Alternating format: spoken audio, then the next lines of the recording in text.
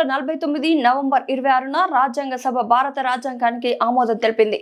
76వ రాజ్యాంగ దినోత్సవ సందర్భంగా డాక్టర్ బిఆర్ అంబేద్కర్ గారి పేరు మీద బడుగు బలహీన వర్గాల కోసం ఎంతో కృషి చేసి భారత రాజ్యాంగాన్ని రూపొందించిన ప్రేరణకు గుర్తు చేసుకుంటూ జనసేన పార్టీ నెల్లూరు జిల్లా ప్రధాన కార్యదర్శి Gunukula Kishore Nellore city VRC centre నందుగల డాక్టర్ బిఆర్ అంబేద్కర్ విగ్రహానికి పూలమాలలు వేసి నివాళులర్పించారు. పౌరులందరికీ ఆర్థిక, సామాజిక, రాజకీయ సమానత్వం కల్పించేలా డాక్టర్ బిఆర్ అంబేద్కర్ నేతృత్వంలో రూపొందించబడిన భారత రాజ్యాంగం ప్రపంచ ప్రసిద్ధిగాంచింది. నేడు ప్రాథమిక హక్కులు, ఆదేశిక సూత్రాలు ప్రజలను రక్షణ కవచంగా పనిచేస్తున్నాయి. జీవిత హక్కు, స్వేచ్ఛ, న్యాయం అందరికీ ఒకే రకంగా అందుతున్నాయి. ఆర్టికల్ 370ని రద్దు చేసి దేశవ్యాప్తంగా ఒకే రాజ్యాంగాన్ని అమలు చేసిన ప్రధానమంత్రి మోడీ గారి కృషికి ప్రశంసించారు. దశాబ్ద కాలంలోని భారత ఆర్థిక వ్యవస్థను 11వ స్థానం నుండి 5వ స్థానానికి చేర్చిన మోడీ గారి నాయకత్వం ప్రశంసనీయమని, రానున్న సంవత్సరాల్లో భారత్ ప్రపంచంలోని 3వ అతిపెద్ద ఆర్థిక వ్యవస్థగా మారబోతుందని తెలిపారు. 2047 నాటికి భారత్ ప్రపంచంలో నెంబర్ 1 ఆర్థిక వ్యవస్థగా ఎదగబోతుందని పేర్కొన్నారు. రాజ్యాంగం డాక్టర్ బిఆర్ అంబేద్కర్ గారి నేతృత్వంలో నిర్వహించబడింది.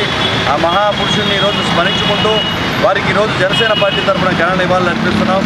అదేవిధంగా 370 రాజ్యాంగాన్ని రద్దు చేసి మోడీ గారు అత్యంత ప్రజాదరణ గల నాయకుడిగా ఈరోజు నెలకొల్పారు. భారతదేశాన్ని ప్రపంచ స్థానాల్లో టాప్ 5 ఆర్థిక దేశంగా కూడా నిలిపారు. ఈరోజు రాష్ట్రంలో గౌరవ ముఖ్యమంత్రి నారా చంద్రబాబు నాయుడు, అదేవిధంగా గౌరవ ఉప ముఖ్యమంత్రులు వర్యులు కొనితెల పవన్ కళ్యాణ్ గారి నేతృత్వంలో రాష్ట్ర ఆర్థిక ప్రయోజనాలను ముందుకు తీసుకెళ్తూ 2.4 ట్రిలియన్ ఆర్థిక వ్యవస్థగా రాష్ట్రాన్ని రూపొందించేందుకు చర్యలు జరుగుతున్నాయి. పేద, బలహీన, పొరుగు వర్గాలకి సమాన న్యాయం చేసేటట్టుగా డాక్టర్ బిఆర్ అంబేద్కర్ గారు ఏ విధంగా రాజ్యాంగాన్ని రచించారో ఈరోజు రాష్ట్రంలో కూడా అదే హక్కులు, అదే ఆర్థిక సూత్రాలు ముందుకు నడుస్తున్నాయి. ఎవరికైనా కూడా ఒకే చట్టం, నీకో చట్టం, నాకో చట్టం అని కాకుండా రూపొందించబడుతుంది.